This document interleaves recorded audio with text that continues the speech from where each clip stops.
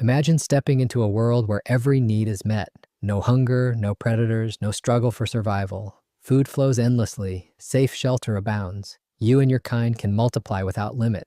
Paradise, right? But what if that perfect world slowly, inevitably turns into something darker? A place where society unravels not from scarcity, but from abundance itself, where connection fades, purpose dissolves, and life itself loses its spark.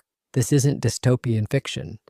It's the chilling reality of Universe 25, a groundbreaking experiment by American ethologist John B. Calhoun that began in 1968. Today, we're diving deep into what happened inside that mouse utopia and why its lessons haunt us as a mirror to our own civilization. Stick with me because by the end, you might see the world around you a little differently, and maybe, just maybe, feel a renewed urgency to protect what makes us truly human. Let's set the stage. Calhoun had been studying rodent populations for years, building smaller universes to understand how density affects behavior. Universe 25 was his most ambitious, a specially designed enclosure about the size of a large room, with 256 nesting compartments arranged in vertical tiers, like luxurious rodent apartment blocks.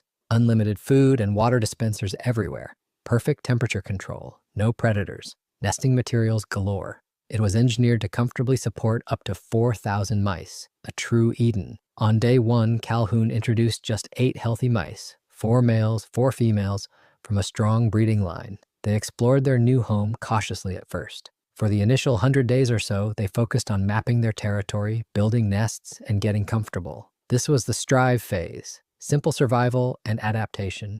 Everything seemed harmonious. Then came the explosion. Once settled, the population boomed. It doubled roughly every 55 days. By around day 315, there were over 600 mice thriving in what Calhoun called the exploit or golden age phase. They were healthy, reproducing vigorously, filling the space with energy and life. Mothers raised pups successfully. Social hierarchies formed naturally, with dominant males defending territories. It looked like utopia was working perfectly, but paradise has limits, even when resources don't. As numbers climbed toward 2,200 around day 560, space became psychologically crowded, even if physical capacity remained. This is where the darkness crept in, the stagnation phase. Normal social roles broke down under the pressure of too many individuals competing for the same limited positions in their tiny society. Territories to defend, mates to court, nests to build. Males turned hyper-aggressive. Some formed gangs that attacked others indiscriminately. Females, pups, anyone. Fights erupted constantly. Others withdrew entirely. Females, overwhelmed and stressed, began neglecting or even abandoning their young. Infant mortality skyrocketed. Cannibalism appeared. Courtship rituals, once elaborate and essential for bonding, fell apart. Many mice simply stopped mating meaningfully. And then there were the beautiful ones. These were physically pristine mice.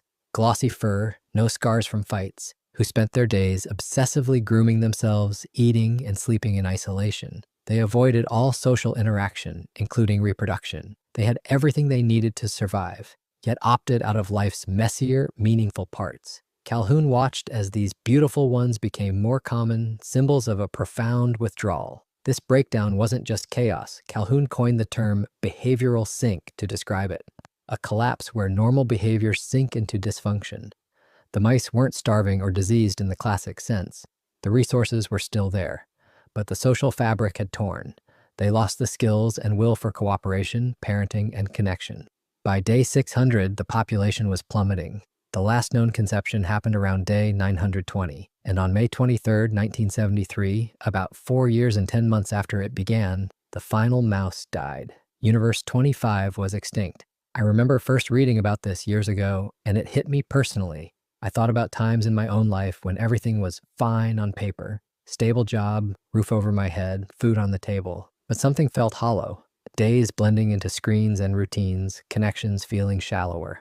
That quiet unease. The mice didn't choose their enclosure, but we build our own versions every day. High-rise apartments in bustling cities, endless digital feeds promising connection but delivering isolation.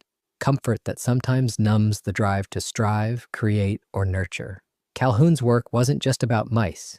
He saw it as a warning for humanity. In the 1960s and 70s, amid fears of overpopulation, his experiments resonated deeply. He argued that when the number of individuals exceeds the available meaningful social roles, Violence, withdrawal, and disruption follow, no matter the resources. Think about it. In our modern world, we've achieved unprecedented abundance for billions. Yet we face declining birth rates in wealthy nations, rising mental health crises, polarization, hikikomori withdrawal in Japan, lying flat movements, and a sense that many, especially the young, are opting out of traditional paths like family or community. F6, E194.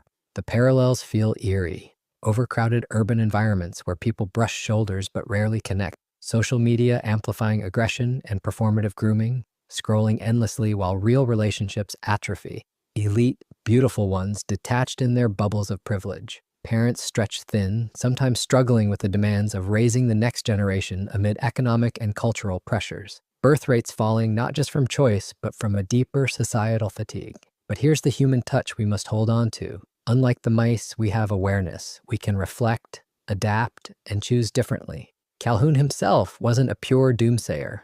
Later in life, he explored ideas like linking human minds through technology, not to control, but to expand creativity and solve these very problems. He believed in our capacity for a new type of man that transcends biological limits through cooperation and innovation. So what's the dark truth about human civilization?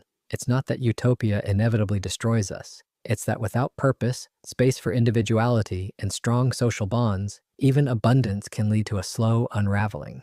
We need challenges to strive against. We need roles that matter. We need room, physical and psychological, to court, nurture, build, and dream together. Look around your life. Are you carving out real connections amid the noise? Supporting the next generation, not just materially, but emotionally? Fighting the pull toward passive withdrawal? Small choices compound. A genuine conversation instead of a scroll. Time in nature to reset. Communities that value contribution over consumption. Universe 25 didn't have to end in extinction, and neither does our story. The mice were trapped in a box with no exit. We aren't. We can redesign our enclosures, our societies, for meaning as much as comfort. Prioritize belonging, protect personal space and autonomy, invest in the messy, beautiful work of raising families and building cultures that endure. As Calhoun's experiment fades into history, its mice remind us, survival isn't enough. We thrive when we connect, create, and care. Despite the crowding, despite the abundance, the choice is ours. What will we make of our universe?